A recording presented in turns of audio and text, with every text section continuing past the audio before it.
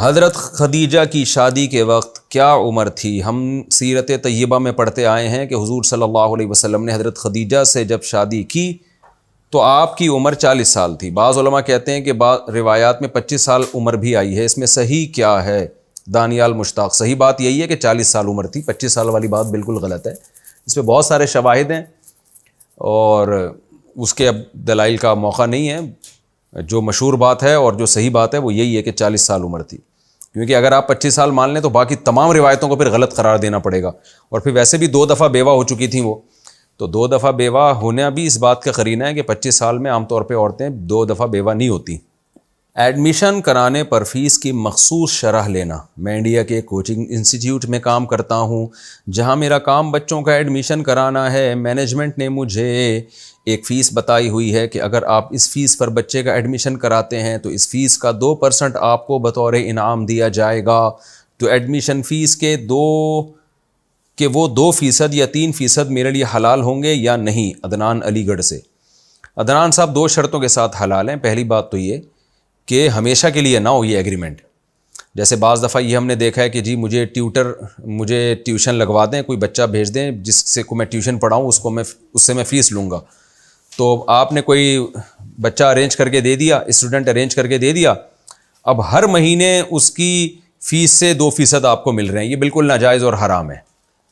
لیکن ایک دفعہ میں کہ اس طرح سے جائز ہے کہ آپ نے انسٹیٹیوٹ کو کوئی اسٹوڈنٹ کا انتظام کر کے دیا تو پہلی دفعہ جو فیس لی جائے گی اس میں سے 2% آپ کے، یہ جائز ہے۔ ہمیشہ کے لیے نہیں کہ ہر مہینے کی تنخواہ سے 2% کٹیں گے اور وہ آپ کو ملیں گے، یہ جائز نہیں ہے۔ بس فرسٹ ٹائم ہو گیا یا اماؤنٹ طے کر دیا کہ اتنے پیسے ہم آپ کو دیں گے ایک ہی دفعہ میں، وہ جائز ہے۔ دوسرا اس میں شرط یہ ہے کہ جس بچے کا آپ ایڈمیشن کرا رہے ہیں اس بچے کے ساتھ بھی دھوکہ نہ ہو۔ بعض دفعہ یہ ہوتا ہے کہ آپ کسی اسٹوڈنٹ سے یہ بات کرتے ہیں کہ ایک بڑا زبردست انسٹیٹیوٹ ہے بیٹا، اس میں زبردست پڑھائی ہے، حالانکہ اس میں زبردست پڑھائی نہیں ہوتی، لیکن آپ صرف اپنے کمیشن کے چکر میں اس کو الو بنا رہے ہوتے ہو آپ۔ اچھا اس کی فیس بھی اتنی نہیں ہوتی لیکن آپ نے اس کو زیادہ بتائی ہوتی ہے اس کو دھوکہ دینے کے لیے، کیونکہ آپ کو پتہ ہے میرا بھی 2% اس میں کٹے گا۔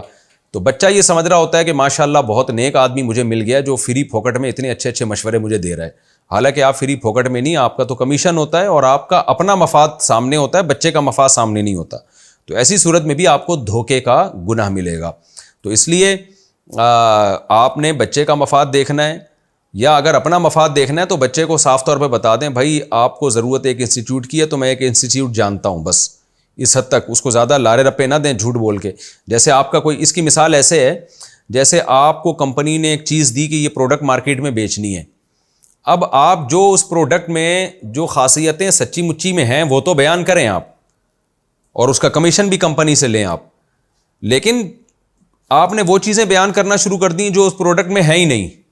کیوں؟ اس لیے بیان کی کہ تاکہ کسی طرح سے میں اس کو بیچوں اور مجھے کمیشن ملے، تو یہ کسٹمر کے ساتھ دھوکہ ہے۔ تو اس طرح سے آپ نے جب اپنے انسٹیٹیوٹ کے لیے اسٹوڈنٹس کا انتظام کرنا ہے اور اس پہ آپ کو کمیشن مل رہا ہے تو اس میں اسٹوڈنٹس کے ساتھ دھوکے بازی نہیں ہونی چاہیے کسی قسم کی، یہ مقصد ہے۔